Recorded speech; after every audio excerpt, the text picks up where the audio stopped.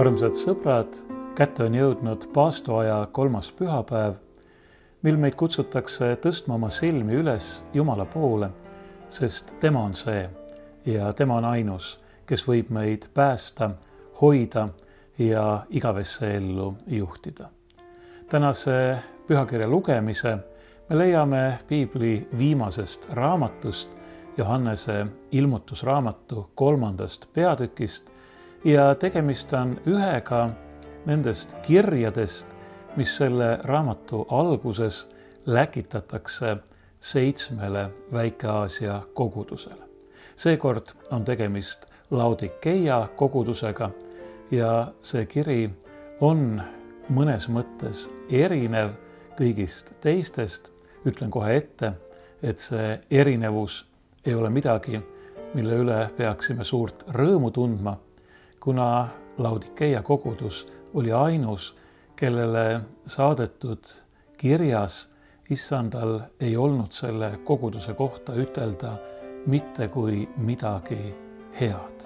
Me kuuleme siit ainult laitust, aga muidugi ei jää laitus issanda viimaseks sõnaks, vaid ta manitseb, ta julgustab, ta kutsub, sest tema tahe ei ole mitte see, et keegi, kes teeb ülekohut või on taganenud õigusest, hukkuks, vaid et ta pöörduks, meelt parandaks ja võiks saada päästetud. Aga kõigest sellest kohe lähemalt. Esmalt ma loen teile ette selle kirja Laodikeia kogudusele Johannese ilmutuse raamatu 3. peatükist. Ja Laodikeia koguduse inglile kirjuta, nõnda ütleb Aamen, ustav ja tõeline tunnistaja, Jumala loomise algus. Ma tean su tegusid, et sa ei ole külm ega kuum. Oleksid sa ometi külm või kuum. Aga nüüd, et sa oled leige ja mitte külm ega kuum, sülitan ma su välja oma suust. Et sina ütled, ma olen rikas ja mul on rikkust küllalt ning mul ei ole puudu millestki, ning sa ei teagi, et sa oled vilets ja armetu ja vaene ja pime ja alasti, siis ma annan sulle nõu, osta minu käest tules proovitud kulda, et sa saaksid rikkaks, ning valgeid rõivaid, et end nendega riietada ja et ei saaks avalikuks sinu alasti oleku häbi, ning silmasalvi võida silmi, et sa näeksid. Keda iganes mina armastan, neid kõiki ma noomin ja karistan. Ole siis innukas ja paranda meelt. Ennäe, ma seisan ukse taga ja koputan. Kui keegi kuuleb mu häält ja avab ukse, siis ma tulen tema juurde sisse ning söön õhtust temaga ja tema minuga.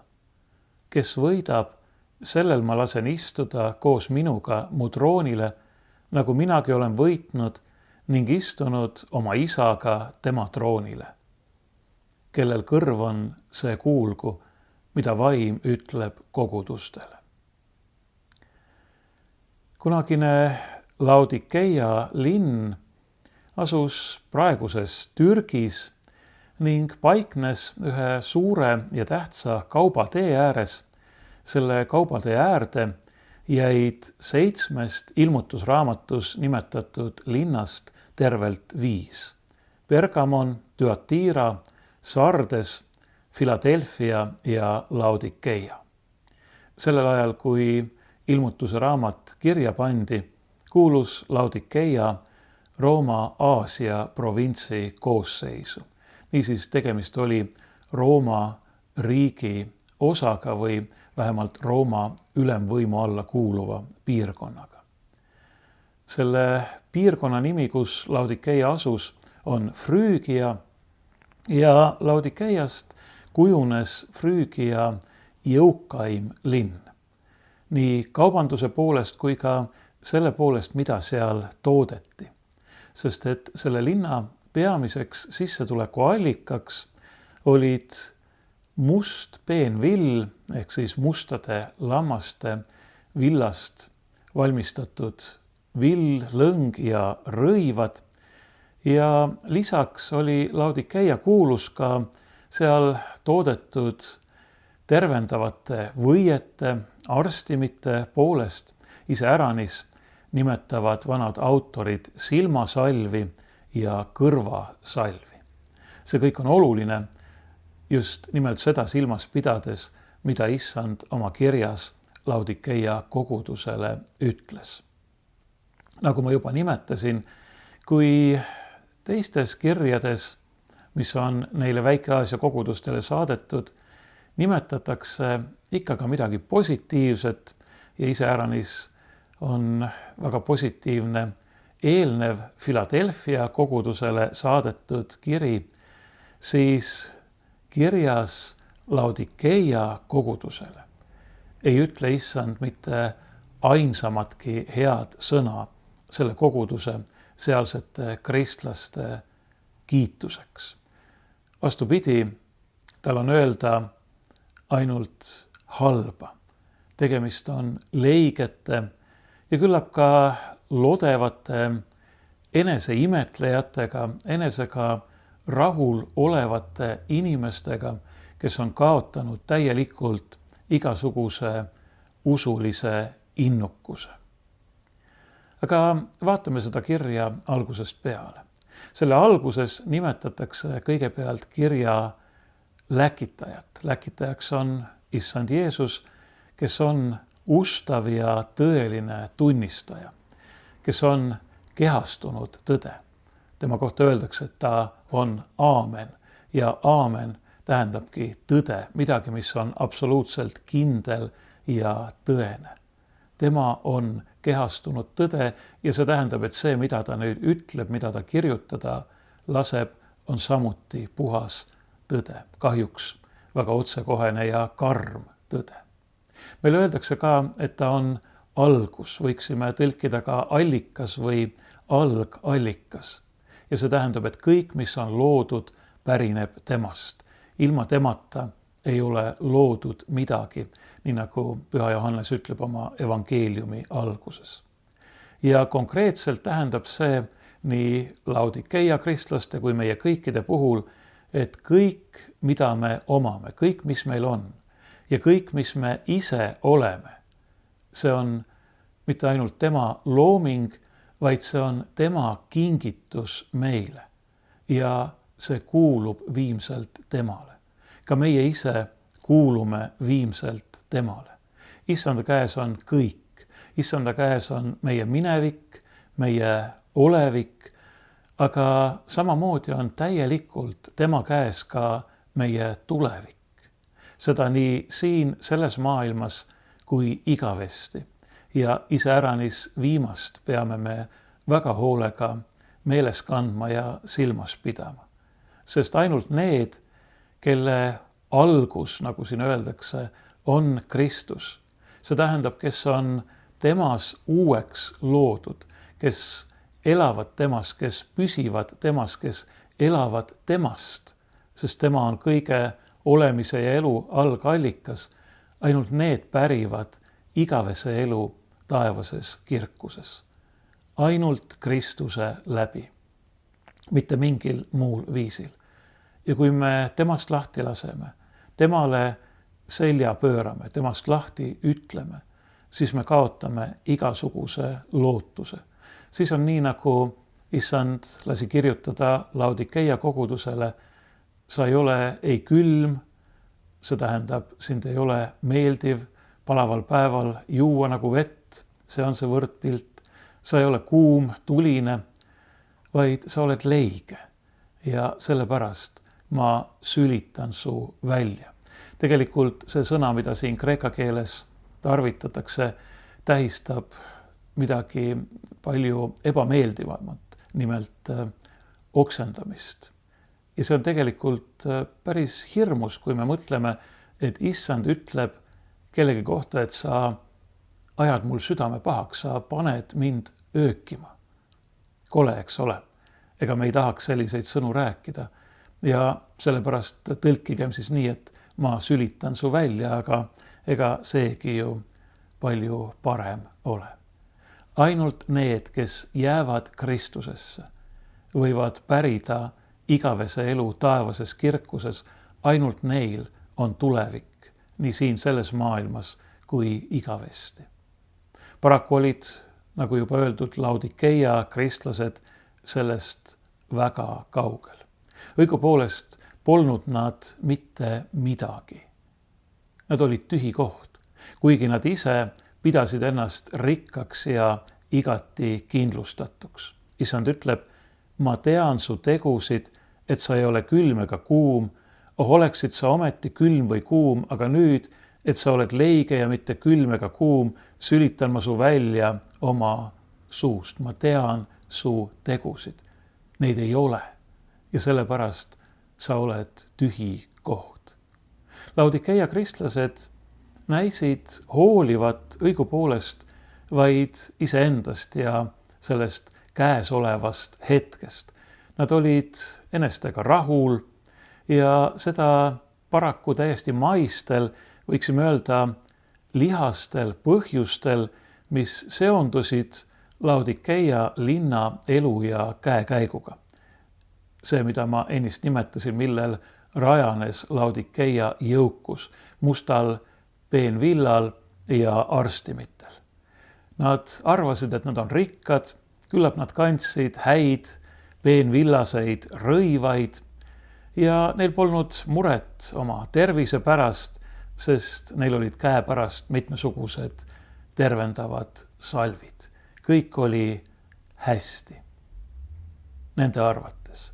Aga paraku oli kõik halvasti issanda arvates, sest selles enesega rahulolus nad olid pööranud selja issandale, nad olid kaotanud, nagu juba öeldud, oma usulise innukuse. Neid ei huvitanud miski muu kui see, et praegu oleks hea ja tore olla. Ja sellepärast käskiski issand Laodikeia kogudusele kirjutada, selleks, et näidata talle, millises enesepettuses ta elas. Ta kirjutab või ütleb, sina ütled, ma olen rikas ja mul on rikkust küllalt ning mul ei ole puudu millestki. Ning sa ei teagi, et sa oled vilets ja armetu ja vaene ja pime ja alasti. Mõtleme nüüd, milline iroonia, millised karmid teravad sõnad. Ühe linna elanikele, kes elavad jõukuses, rikkuses, kellel on peened riided, kellel on kõikvõimalikud arstimid, sa oled vilets ja armetu ja vaene ja pime ja alasti. Mis kasu sul on sellest peenvillasest, kui sa tegelikult oled alasti? Mis kasu on sul silmasalvist, kui sa tegelikult oled pime? Kõigest sellest, millele Laodikeia koguduse kristlased olid oma lootuse pannud, ei ole vähimatki kasu. Ainus, mis võis seda kogudust veel päästa, oli oma armetuse, oma vaesuse, oma viletsuse, oma alastuse tunnistamine ning alandliku palujana issanda ette tulemine. Selleks, et anuda tema käest seda, mida ta tõeliselt vajab. Meile öeldakse, et issand ütleb, osta minu käest tules proovitud kulda, et sa saaksid rikkaks ning valgeid rõivaid, et end nendega riietada ja et ei saaks avalikuks sinu alasti oleku häbi ning silmasalvi, et võida silmi.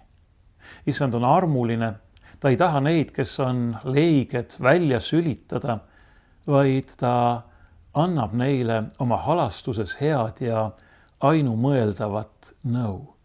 Aga kõik see, millele nad olid seni ennast rajanud, oli tühine. Sa arvad, et sa oled rikas, aga tegelikult ei ole sul midagi. Osta minu käest kulda. Sa arvad, et sa oled rõivastatud oma uhkes mustas peenvillases, aga sa vajad valgeid rõivaid. Sa vajad õigust ja pühadust, mille ainult mina, issand, võin sulle anda. Ainult mina võin katta kinni sinu patud ja süü. sa arvad, et sa näed, aga tegelikult vajad sa silmasalvi, mille mina võin sulle anda ja see on usk selleks, et näha omaenda tõelist olukorda, aga veelgi enam, et näha Jumalat, tema armu ja seda päästet, mida Jumal meile kõigile tahab kinkida. Kui siin on juttu ostmisest, osta minu käest, ütleb Issand, siis me ei tohi unustada, et me ei saa seda kõike nii-öelda osta raha eest, vaid meie ainsaks nii-öelda maksevahendiks on alandlik ja kuulekas süda.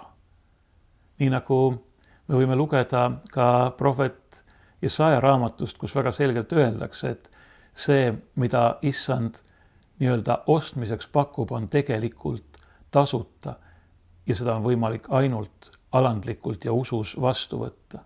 Prohvet Jesaja kirjutab, hoi kõik janused, tulge vee juurde. Ka see, kellel ei ole raha, tulgu, ostku ja söögu. Tulge, ostke ilma rahata, ilma hinnata veini ja piima. Miks vaete raha selle eest, mis ei ole leib, ja oma vaevatasu selle eest, mis ei toida? Kuulake mind hästi, siis te saate süüa head ja kosutada ennast rammusate roogadega. Pöörake kõrv ja tulge mu juurde. Kuulge mind, siis on teil edu. Mina teen teiega igavese lepingu, samasuguse nagu oli mu osadus Taavetiga. Just seda sama tõotab Issand nüüd Laodikeia kogudusele. Ja ta tõotab seda jätkuvalt meile, ta kutsub meid jätkuvalt, sest tema on see, kes annab, nagu siin samas ilmutuse raamatus päris lõpus öeldakse, janusele ilma tasuta eluvee allikast. Ta annab meile ilma tasuta, puhtalt oma armust. Aga siin ei tohi me unustada, et see on tasuta meile, kes seda armu vastu võtame, ei tähenda, et selle eest poleks olnud tarvis maksta.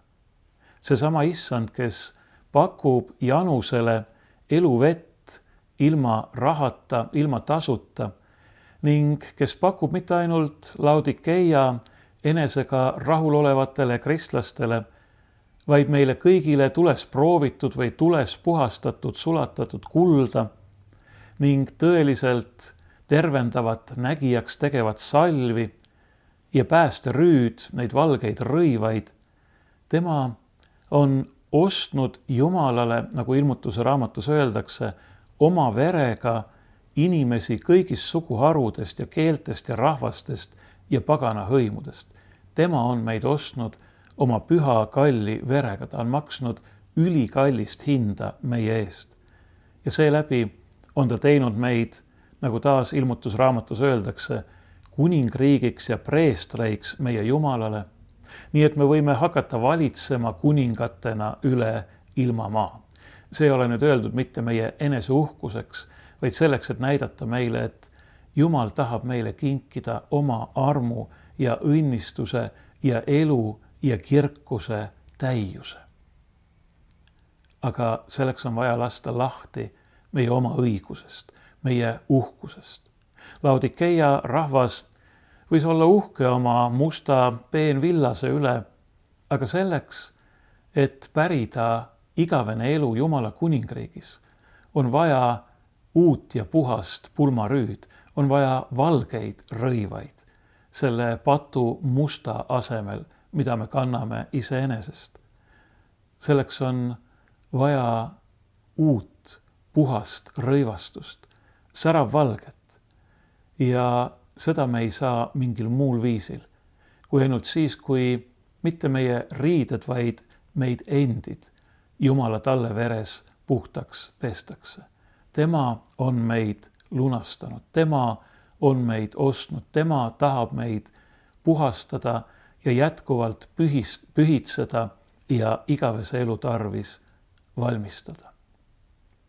Me näeme, et kõigi nende karmide sõnade eesmärgiks, mida me lugesime, ei olnud mitte Laodikeia kristlaste häbistamine, vaid nende päästmine.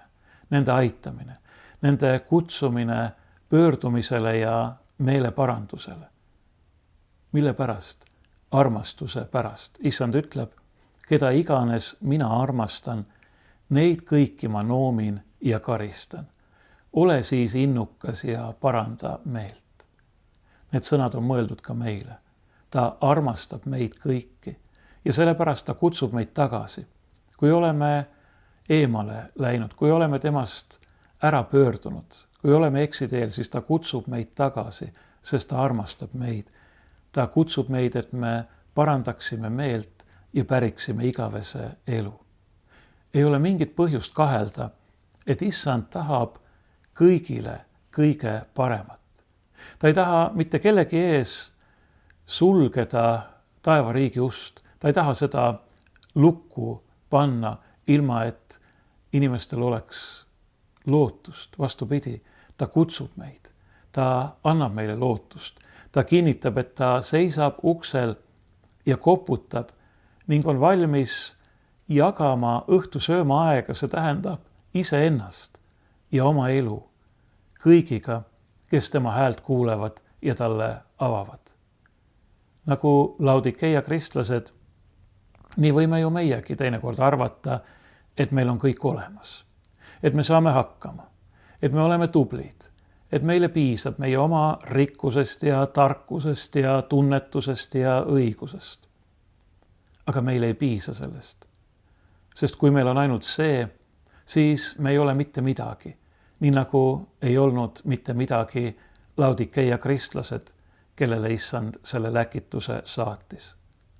See, mida issand meile tõotab, on tõeline ja see on midagi mõõtmatult enamat, kui me oskaksime arvata või loota. Ta ütleb, kes võidab, sellel ma lasen istuda koos minuga mu troonile, nagu minagi olen võitnud ning istunud oma isaga tema troonile. Kuidas Kristus on võitnud? Oma kannatuste, surma ja ülestõusmise läbi. Ta on võitja ja Jumala ainusündinud pojana istub ta oma isa troonil. Ja ta tahab, et meie oleksime ka seal. Et ka meie viletsad, armetud, patused inimesed võiksime olla seal koos temaga igavesti. Kandes valgeid, säravaid rõivaid, olles pestud puhtaks tema pühas ja kallis veres, olles tehtud nägijaks, olles saanud tema armastatud lasteks, Kristuse vendadeks ja õdedeks. Mis on selle kõrval kogu jõuka kaubalinna rikkus või peened rõivad või isegi ihulik tervis? Vahel öeldakse inimestele näiteks sünnipäevaks õnne soovides, et ma soovin sulle tervist, sest see on kõige tähtsam.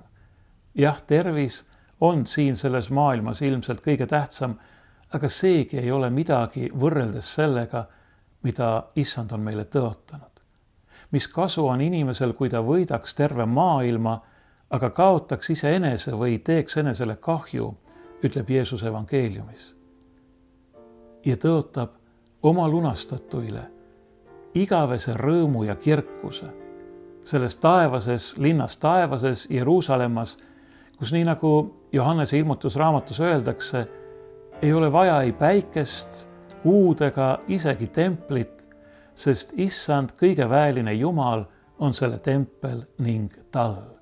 Tema on meie valgus, tema on meie elu, tema on meie kõik.